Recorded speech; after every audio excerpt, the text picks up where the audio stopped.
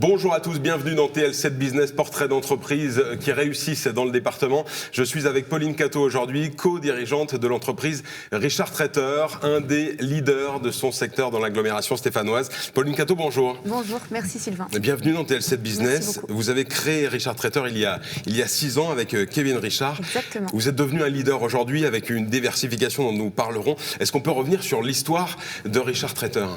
Alors l'histoire, effectivement, parce que l'histoire a toute son importance, parce que les fondations partent effectivement de Kevin et moi-même. Donc on a commencé à travailler pour Florent Gara, société qu'on a rachetée il y a 4 ans maintenant. Donc on a travaillé pour Florent il y a 12 ans. On a ensuite eu des restaurants, donc le savoir-faire et la maison ocre. Et après on s'est lancé progressivement dans l'activité traiteur, donc ça fait maintenant 6 ans.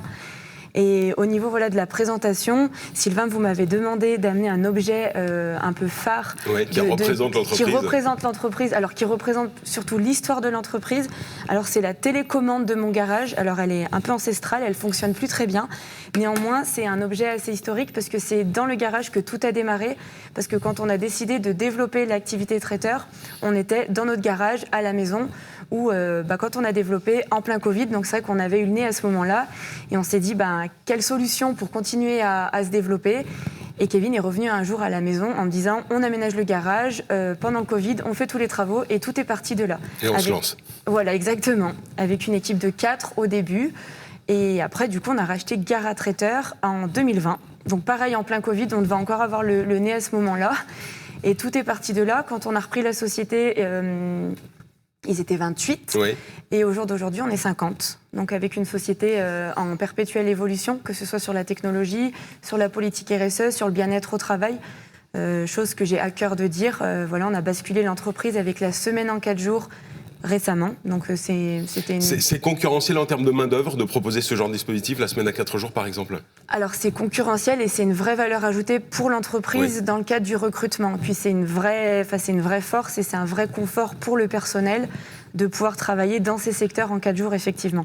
Alors, qui sont vos clients ? Quelles sont les prestations ? Parce qu'il y a tout un tas, une gamme de prestations diverses et variées pour différents clients. Comment est-ce qu'on pourrait définir votre activité aujourd'hui ? Alors, au niveau de l'activité, déjà, on est sur 2 gammes. On a la partie boutique, donc avec nos 3 boutiques et les boutiques qu'on alimente. Donc, on a la boutique à Roche-la-Molière, boucherie traiteur qu'on a ouvert il y a 1 an et demi. On a la boutique ancestrale en centre-ville qui existe depuis plus de 20 ans. Et on a les Almazera aussi à Saint-Étienne. Et après, pour l'autre partie, c'est la partie événementielle qui se scinde en 2 pôles. La partie particulier avec une niche, les mariages, allant de avril à novembre, où on fait entre 110 et 120 mariages annuellement. Et après, il y a la partie événements corpo, donc tous les lieux emblématiques de Saint-Étienne, l'Arena, le Stade Geoffroy-Guichard, le Zénith, avec Saint-Étienne événements, le Parc Expo, le Centre des Congrès, etc. Donc vous êtes de partout. C'est l'équivalent de 400 000 couverts servis chaque année. Effectivement. Comment est-ce qu'on se fournit ? Quelle est la politique de fourniture, de cuisine, etc. Expliquez-nous les coulisses. Alors la politique de fourniture, déjà c'est en priorité des fournitures locales. Oui. On essaie de travailler le plus possible en circuit court. Avec des prestataires à proximité. On va parler du Gros Lorrain à Saint-Étienne pour le pain, la fromagerie Perrin pour le fromage. On a pas mal de sous-traitants à proximité. C'est des choses qui, dans la volumétrie, quand c'est possible, on essaye de privilégier un maximum. Et après, on travaille avec beaucoup de prestataires à proximité pour la vaisselle, pour la partie jetable, etc., etc. On fait appel au tissu économique local. Exactement. Je voudrais que nous parlions de la diversification. Le dernier bébé de Richard Traiteur, c'est l'ouverture du domaine du Moulin à Salloir, dans les gorges de la Loire. Expliquez-nous ce qu'est ce domaine, un nouveau lieu destiné à la convivialité et aux cérémonies.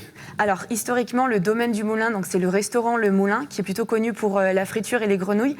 Restaurant emblématique des gorges de la Loire, puisque ça a été un restaurant pendant 90 ans, qu'on a racheté cet été à vocation d'en faire un domaine de réception, lieu de vie, avec une partie corpo la semaine, donc séminaire, journée d'études, demi-journée d'études, et aussi un domaine de mariage. Donc on est en train de travailler sur les plans, avec à venir pour 2026, donc un nouveau domaine de réception où il y aura 60 couchages. C'est une belle évolution dans l'entreprise de disposer de son propre lieu C'est une réelle valeur ajoutée, effectivement, et ça boucle vraiment la continuité de nos projets. C'était une demande qu'on avait par nombreux de nos clients pour diverses réceptions. Et c'est un super projet qui nous tient vraiment à cœur parce qu'étant des Gorges de la Loire, on vit à Saint-Victor-sur-Loire, on travaille sur le bateau des Gorges de la Loire depuis presque 10 ans. il y a un réel potentiel dans notre région et il y a vraiment des lieux incroyables qui sont encore à connaître et à développer. Et le lieu est vraiment, surplombe les gorges de la Loire. C'est vraiment un lieu incroyable. À découvrir, effectivement. Exactement. C'est juste à côté du pont du Pertuisé. Tout à fait. Quand on se retourne comme ça sur une aventure qui a débuté il y a 6 ans pour la création de l'entreprise, quand on voit ce que c'est devenu, qu'est-ce que ça vous inspire? Il nous reste 1 minute 30. Alors, qu'est-ce que ça nous inspire? Déjà l'humilité, parce que sans nos équipes, on ne peut pas faire tout ça. Donc, je les remercie vraiment. On a vraiment une équipe qui nous suit dans chacun de nos projets, aussi fous les uns que les autres. On a vraiment des piliers dans l'entreprise qui nous suivent depuis des années. Donc déjà, c'est la reconnaissance de nos équipes, c'est primordial.